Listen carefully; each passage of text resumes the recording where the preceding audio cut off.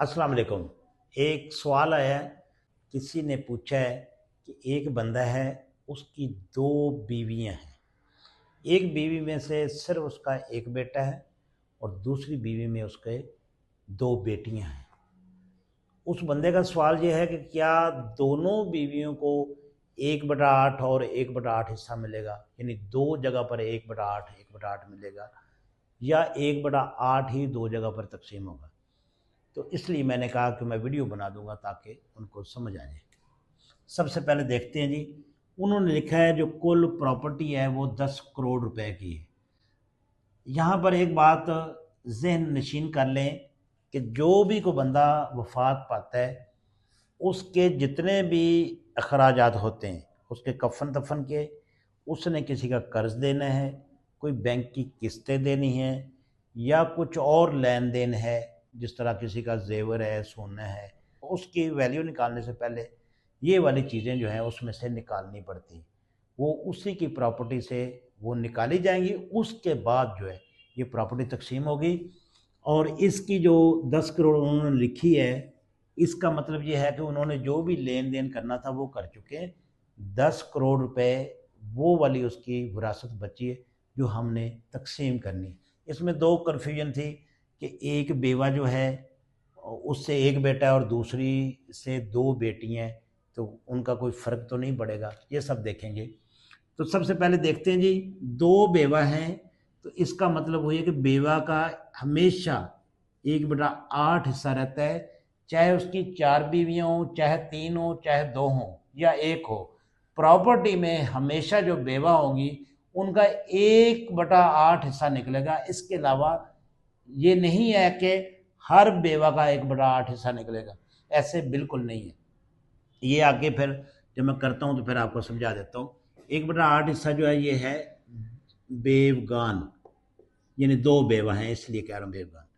तो अब सबसे पहले 10 करोड़ लिखे जी, 10 करोड़।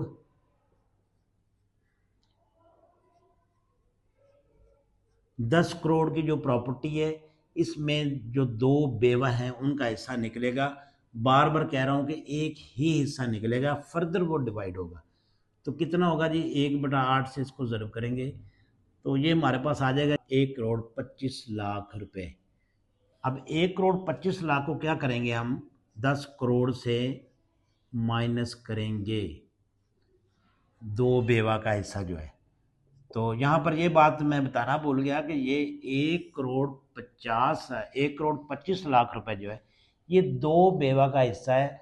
टोटल जायदाद जो है उससे 1/8 हिस्सा मैंने निकाला, इसको दो पर तकसीम करेंगे तो ये हो जाएगा 1,25,00,000 है 62,50,000।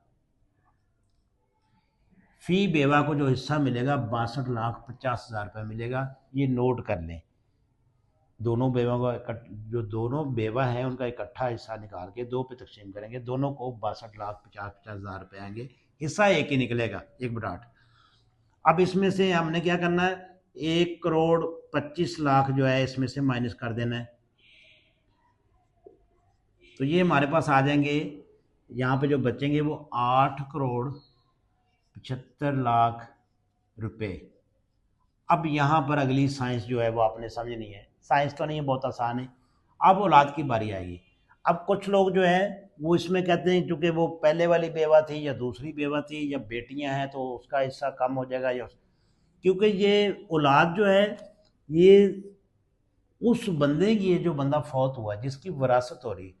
तो औलाद चूंकि कोई उसकी पहली दूसरी वाली बात नहीं है, बिल्कुल बराबर हिस्सा आएगा। एक बेटा है, एक बेटा है। अब यहाँ पे लोगों को कंफ्यूजन हो जाती है, एक बेटा इसके दो हिस्से होते हैं, बेटे के दो हिस्से होते हैं, और बेटी जो हैं दो हैं तो इनका भी एक एक हिस्सा होगा। दो बेटे के हिस्से हो गए एक के, और प्लस दो बेटियां हैं, तो ये टोटल चार हो जाएगा। टोटल चार हो जाएगा। चार का क्या मतलब होगा कि इसको हम टोटल चार पे तकसीम करेंगे।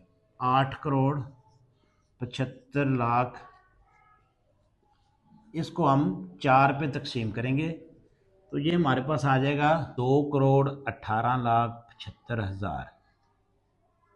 2,18,75,000 ये एक हिस्सा है क्योंकि चार पे तकसीम किया है। इसको 2,18,75,000 जो है इसको हम ज़रब करेंगे 2 से, 4,37,50,000। ये 4,37,50,000 जो बेटे का हिस्सा हो गया, और एक बेटी को जो है वो मिलेगा 2,18,75,000। और इसी तरह ये दोनों बेटियों का हिस्सा जो 2,18,75,000, इसको 2 से ज़रब देंगे तो ये भी 4,37,50,000 आ जाएगा। तो ये इस तरह ये बच्चों में तकसीम हो जाएगा।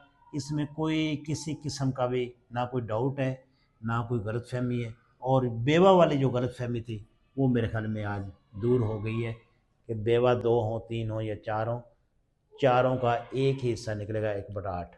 और फर्दर वो 3 है तो 3 पे डिवाइड हो जाएगा, 2 है तो 2 पे, 3 4 है तो 4 पे, 1 है तो फिर एक के पास ही रहेगा।